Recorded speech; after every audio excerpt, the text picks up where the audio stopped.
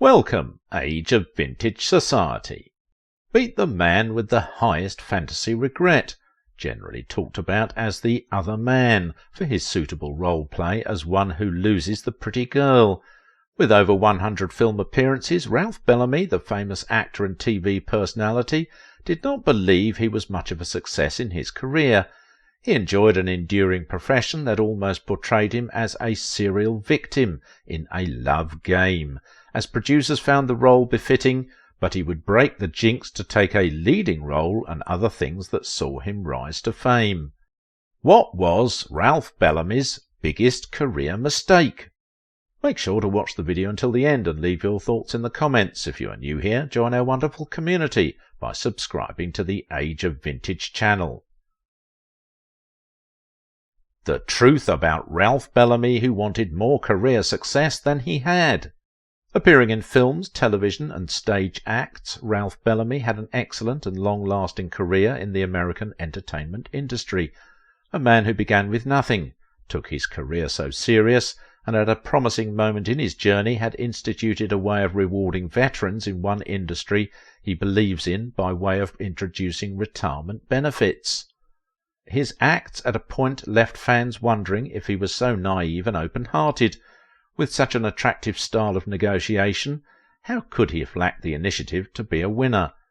Perhaps one of those make-believes that makes the movies what they are. It was somewhat funny that he was always given the attribute of one who really could not get the girl, while he got more women than he needed in reality. He is your favourite actor who ensures a certain level of discipline throughout his profession. He also exhibited a sure degree of confidence and fully identified himself as part of the Hollywood community.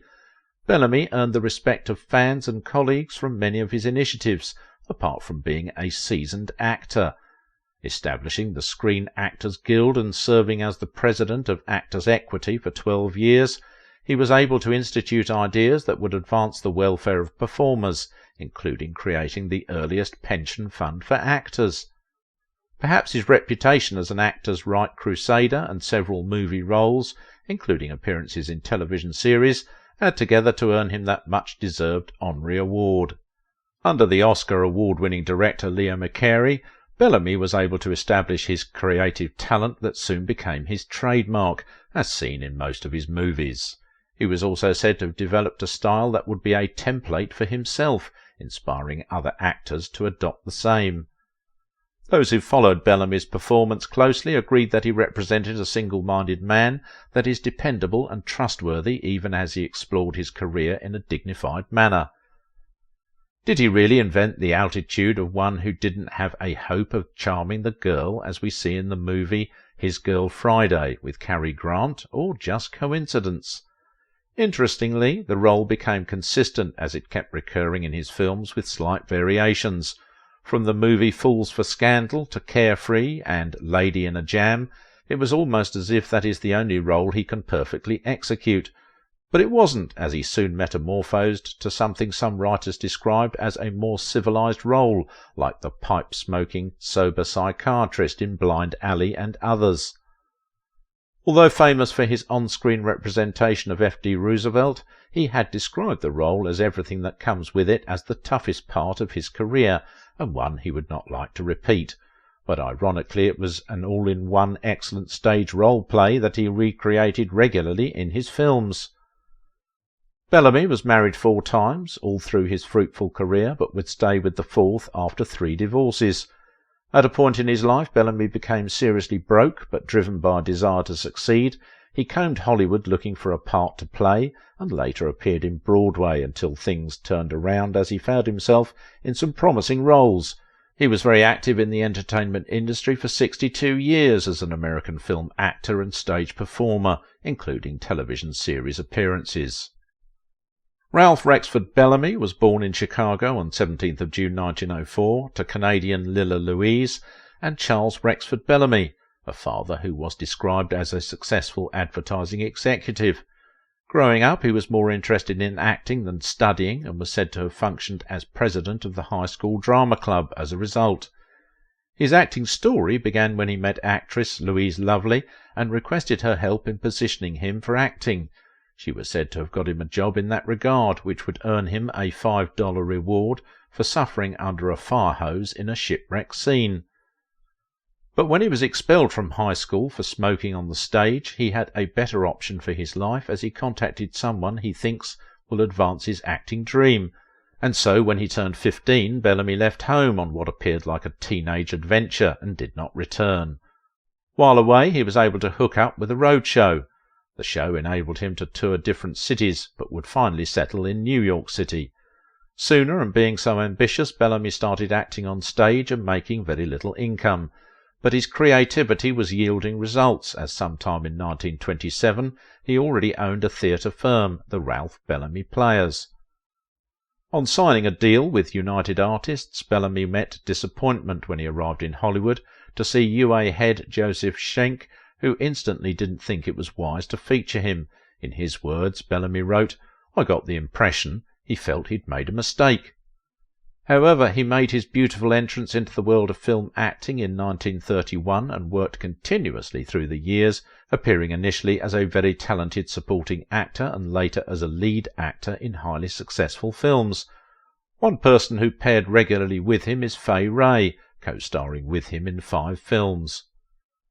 Not useful to UA, Bellamy was lent out to MGM, where he took part in his first film titled The Secret Six. It starred the likes of Wallace Beery, Jean Harlow and Clark Gable. He was so regular in films that within 2 years of his movies career he had already featured in about 22 films, among which are Rebecca of Sunnybrook Farm in 1932, Picture Snatcher with James Cagney in 1933, where he was runner-up lead in the action film, and in 1934 alone he was in action in 7 different categories of films. Recall The Woman in the Dark, which was taken from a Dashiell Hammett story that saw Bellamy playing a lead role. Bellamy remained constant in his film career, portraying himself as one who is involved in the fantasy profession, while also receiving accolades in some of his films. Sometime in 1937 Bellamy did excellently while appearing as a supporting actor in The Awful Truth. That wonderful performance did not go unnoticed, as it got him a nomination for the Academy Award for Best Supporting Actor. The film had Irene Dunne and Cary Grant, and had Bellamy once again showcasing the talent that fans today seem to identify him with. Critics believed that his performance in the film, where he successfully established his image as the complacent Oklahoma millionaire, with Irene Dunne as the bone of contention with Cary Grant, is something unique about his persona. His fans will also remember that amateur boyfriend who has to contest with better-endowed Cary Grant's stylish character in His Girl Friday of 1940. He also took part in some films like Dance Girl Dance with Maureen O'Hara and Lucille Ball, The Wolfman in 1941, the horror classic that has Lon Chaney Jr. and Evelyn Ankers, and The Ghost of Frankenstein in 1942 alongside Chaney and Bela Lugosi. Bellamy represented Detective Ellery Queen in some films within that year before encountering some lack as his acting career stagnated for some time, causing him to try Plan B, which was to go back to his stage performances. He obtained membership of The Lambs, seen as an actors' club in New York in 1950, and was fully engaged with stage shows all through the 1950s. But before then he starred in the 1949 TV noir Private Eye series Man Against Crime, sometimes referred to as Follow That Man. It was televised on the Dumont TV network, which lasted until 1956. At this point in his career, Bellamy started appearing on several television programs billed on different characters, and soon became a regular panelist on CBS TV game show To Tell the Truth at its earliest run. He is also in action alongside Willard Mitchell, Patricia Breslin and Paul Fix in The Haven, plus The Barbara Stanwyck Show, which was CBS's anthology miniseries in 1961. He continued building his on-screen career in different genres, and between 1963 and 1964 he co-starred with Jack Ging for the NBC medical play The 11th Hour, which would be a total departure from the traditional naive gentleman role that he is famous for. On why he decided to change, he was reported to have said that he once read a Hollywood script that described a character as charming but dull, like Ralph Bellamy type. It angered him, so he quickly journeyed to New York to search for a more intelligent role. In the film, he was designated as a psychiatrist in private practice, replacing Wendell Corey, who appeared in Season 1 of the series. It was indeed a remarkable outing for Bellamy when he took the position of President Franklin Delano Roosevelt in that historic Broadway appearance, Sunrise at Campo Bello, which earned him the Tony Award for the character in 1957. He was also available for the same role in the film version in 1960. Bellamy introduced 9 original episodes of a CBS Western anthology series known as Frontier Justice by Dick Powell's 4-star TV production, and was among the guest stars for the premiere experience of The Dick Powell Show, known as Who Killed Julie Greer, all in 1961. He was available in the syndicated anthology series Death Valley Days as Daniel Quint in 1962. The list of his exploits is endless. Being a dedicated fellow, Bellamy was saddled with the responsibility of presiding for the Actors' Equity, where he served for 4 terms between 1952 and 1964. He featured in the western The Professionals and in Roman Polanski's Rosemary's Baby, before focusing more on the TV within the 1970s, where he assisted in a lot of shows and would become a frequent personality in some of the series. He played a lead in the 1970 ABC TV series The Most Deadly Game by Ethan Arcane, and in 1983 he got an Emmy Award nominee for the miniseries The Winds of War. It was here that Bellamy acted again his epic Sunrise of Campo Bello role as Roosevelt, which analysts say helped to return him to the limelight, and his film appearances continued until 1990, when he ended with the film Pretty Woman. Bellamy is a man that was respected in the social circle and is often seen, especially with his friends, in the Irish Boys Club, a set of Hollywood A-list stars that were primarily of Irish descent, even while he wasn't an Irish fellow. As a man who was socially inclined, he established the Palm Springs Racquet Club in California with actor Charles Farrell in 1934. And for his private life, he got married to Alice Delbridge in 1927, which ended in 1930, another with Catherine Willard by 1931 up to 1945, when the duo parted, and then to 42 years old organist Ethel Smith, who was a year older than him in 1945. That union suffered a similar fate just like the others, about a year and some months later. Things became so difficult for him financially after that third divorce, from an increasing medical bill for his daughter Lynn to other financial engagements, including his son Willard, which was all from his second wife. He later united again with Alice Murphy in 1949. The couple stayed together until his death.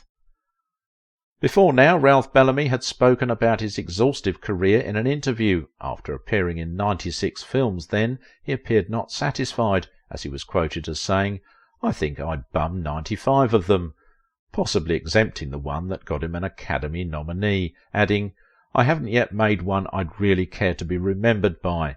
According to him, he did not view himself as a leading man. Therefore, nobody else seemed to. Bellamy admitted that his biggest career mistake was the fact that he was not being more selective in the roles he played.